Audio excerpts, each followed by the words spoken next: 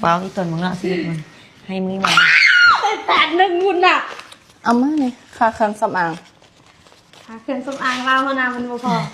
ปลอมชีวิตมึงคือรันทดเนาะเอามาค่ะเฮ็ดเล็บอายปลอม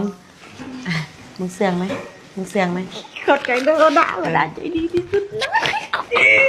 เอามาสิไปเลเซอร์ขนอยู่เอาปลอมเบื่อได้มานะปลอมมาข้างในโดยไม่อย่างไม่อย่างน่ะบ่มีนะแม่ส่งตายวะบ่มีเครื่องสำอางจะพอแล้วจีโน่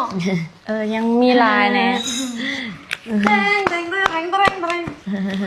ค่าเย็บผมไข่อายผม หมูเอ้ยมึงเสียเปิดเบอร์1,000อีกแล้วอีเสนออู้ไอ้ยัง